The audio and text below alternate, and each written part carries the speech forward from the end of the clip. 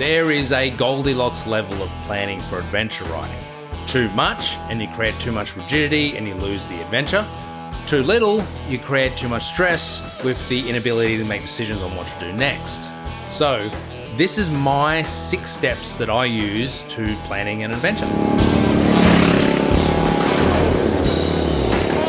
The reason we do planning is to create the decisions and make the decisions before we're out on the road. So if we can transfer all those decisions to prior, it makes it a hell of a lot easier than trying to make those decisions without the information, without the data out on the road. And the first thing we do whenever I'm planning a ride is I go to the guys and say, okay, what do we want? What do we want from this ride? And that's not just to say, there's a particular location we want to go to, but what do we want to get out of it? We had ones like our Rollston ride where the goal was simply to do this massive loop. And then other ones like our recent adventure in the Wattigans was about getting to a specific location. So as the challenges mounted up, we wanted to be able to achieve that goal still. It was the driving factor that moved us forward. Okay, step number 2 is where are we going? Now, we usually start really broad. Are we going north? We're going south? We're going west? East is a little difficult. And usually we end up going north because Gary's up in the Central Coast, so we're kind of heading that direction anyway. Once you kind of know a direction, then you can select a particular location. For example, if we're heading north, we might go, well, we can either head to the Wattigans, which is nice and close, or we can head to Barrington Tops, which is a different event altogether, because that's going to take multiple days to do that. As soon as you define what that location is going to be, then that sets the parameters for the trip. Once we know that location, then we can start to figure out some key waypoints. Is there particular sites that we want to see along the way? Is there particular things that we want to see? Is there camping sites that we want to check out? Once I've got a couple of key waypoints in place, then I start researching. Now, I'll usually start off in gear maps as my first point of call. That's going to be my base map. But from there, I'm going to start looking at other maps to get some other ideas. So while Google Maps is sort of, more a on-road sealed resource, it's also still pretty good for working out campsites and stuff like that. People will post photos of what's there, reviews and so on. Now, again, that's not going to help you when it comes to really remote stuff or really sort of off the path stuff, which is eventually where we end up. But it's also kind of good to see that there's not that detail there, because if there is that detail there, then it's not really off the path. So by searching for where you're intending on Google Maps, it's kind of telling you how popular is it. So then once we've got our locations sorted out, roughly, because it will come back to it again later and then refine that a bit more, but we now need to figure out what is our path of most resistance.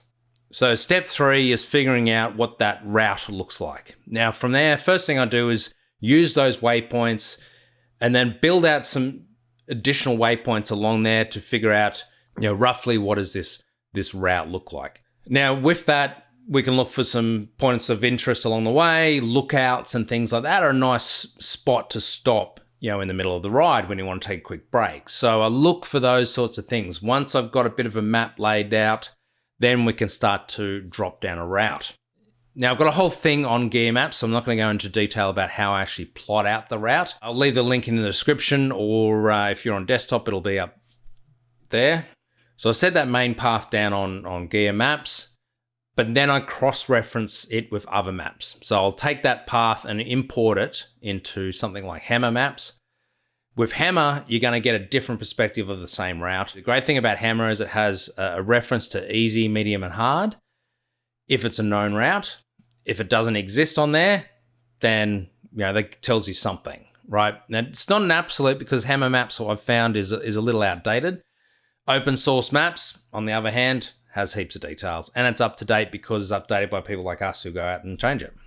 Then I also use Google Maps for a second reason. I then use Street View. Now, Street View is obviously only going to show you places that a two-wheel drive car can get to, but I've used it quite a few times just to verify whether something exists. So the map might show that there's a gate there. Is there actually something there? A couple of times I've looked up places and it says that there's a route there, but when you look it up on Street View, it's like it's someone's driveway. The gazette's have been bought by the local owner, so it's not an option. Then I start looking at other riders' GPX files. So there's a couple of Facebook groups you can get that. The intent of motor rides is to be exactly that, a resource of GPX files and so on. So, but I use that GPX file simply to verify the route that I've built. Reason being is I don't want to follow someone else's ride. I want to follow my own ride. But using other people's GPX files gives you a reference as to whether that route is possible or not. And then at the very end, I start to then look at tourist bypasses or tourist drives. There's actually a big list of them on Wikipedia. They're a nice way to cover the distance without taking the freeway. Okay, so once we've figured out where we're going, we've figured out what the path of most resistance is, we then need to figure out our timing. Now, the timing is really all about when are we going to meet and stuff like that, what's our expected ETA at certain locations. But the key one is around food and fuel. I want to know when we're eating and how much fuel range have we got. How much fuel do we need to get to location? I don't want anyone having tank anxiety. First thing we need to figure out is who's got the shortest range when it comes to fuel. So usually I base it on around 200 Ks as to be really safe, or around 250 is an absolute max. When it came to Yarranderi Ghost Town, the fuel station, there's a fuel station down south. It's not open on Sundays, so you can't use it as a fuel stop. So we had to get all the way from Oberon across to Yarranderi Ghost Town and then back out again and all the way around to Mittagong before we could get fuel again. So from that, because we did that plan, then we worked out that, yes, Gary would need to take some extra fuel with him for those bikes to make it. Even then, I think the Garys were probably doing the longest fuel run they've ever done. Now, there's two different ways that we can do this plan. The simplest way I find is just to use a calendar, and you simply work out how long it's going to take you to get from point A to point B. From 9 a.m. to 10:30, we're going to be traveling from here to there, and then I'll leave a gap for how much time that we want to spend at that location. And the whole point of that is just to work out that where you're going to have lunch. All of this planning is all about decision making. It's all about creating the decision before you're in the moment.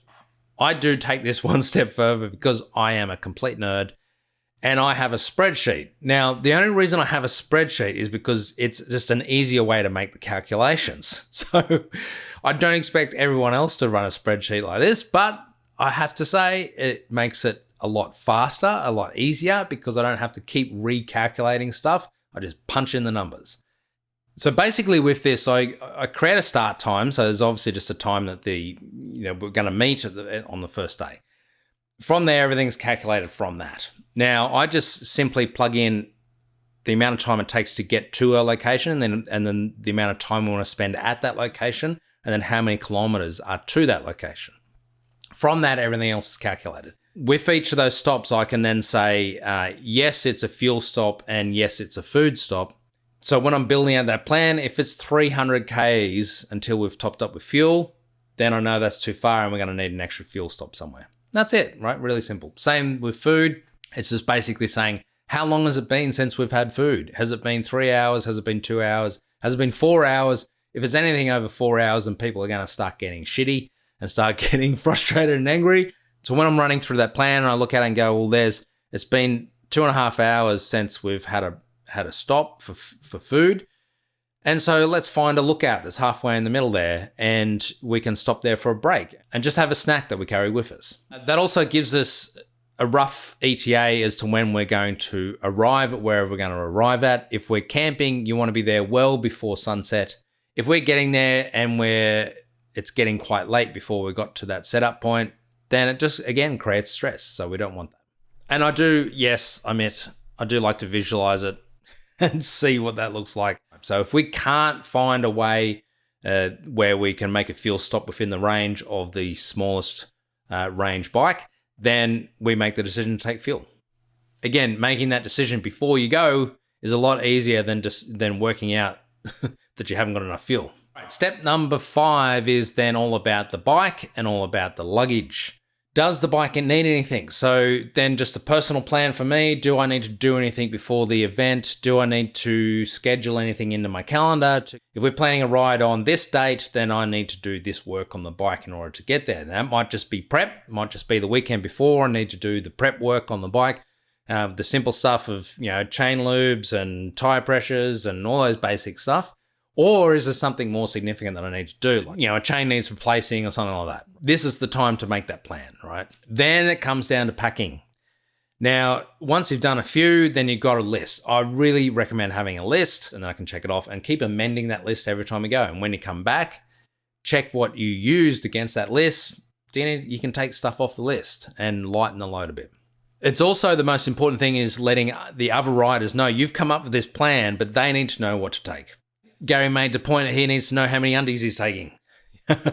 Do we need firewood? And most importantly is what food do I expect them to take? So I will always say we're planning to eat out at these times. So we'll have lunch at this location or breakfast at this location, but you will need to bring breakfast for Saturday, dinner for Friday night, because we'll be at camp, right? So I just make it really explicit. This is what you need to take.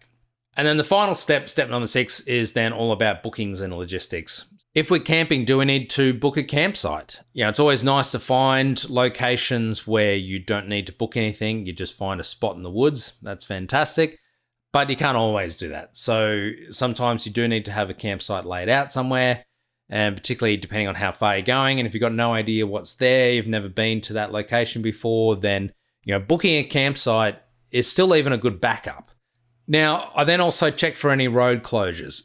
That's not always the easiest thing to do. You can check RMS's live traffic website. Will have a list of any scheduled roadworks and things like that. So if a bridge is out, generally you'll find out there. Now, for us, that always doesn't mean we can't pass it. Doesn't mean, we can't get through. Road closures doesn't necessarily mean it's closed. But just being informed is really good. You know what to expect. If you suddenly arrive and go, oh shit, that road's closed, at least you know ahead of time. The other place to look is Forestry Commission website and so on. Really broad and very basic, their updates. They're not entirely useless, but not far off it. But it still gives you a bit of an idea, like sections of the Watagans will be closed off, for example. Things like that. Is there a particular location you simply can't get to? Like the whole area is closed off. Then you want to know that. Logging, for example, if you're going into state forest, is the whole area going to be logged? Is it going to be harvested? And if that's the case, then you obviously can't go there. Also check the National Parks website. They're going to have the easy route described to get in there, but a lot of additional information is really helpful, like knowing whether there's any drinkable water there, for example. Then it comes down to the GPX files. So all this time while we're coming up with this plan, I'm constantly massaging the GPX file in Gear Maps and then exporting it and sending it to everyone. Not everyone's going to use it. I'm going to use it, and I'm usually the one leading. Unfortunately, I don't really like leading, but because I've got the map, I don't know where I'm going. That's usually the case. But then anyone else who wants to follow on their own maps, you've got the GPX file there, so we share that. I've got another video on the apps that I use, so you can check that out, and links in the description as well. Actually, I'll link it at the end as well. It's also a good idea to print it out. If you can print out the map and a few references, just a good backup. And then we're ready to ride. And that's it. Hope that helps. If it did, give us a like, subscribe, all that sort of stuff. And I'll see you next time.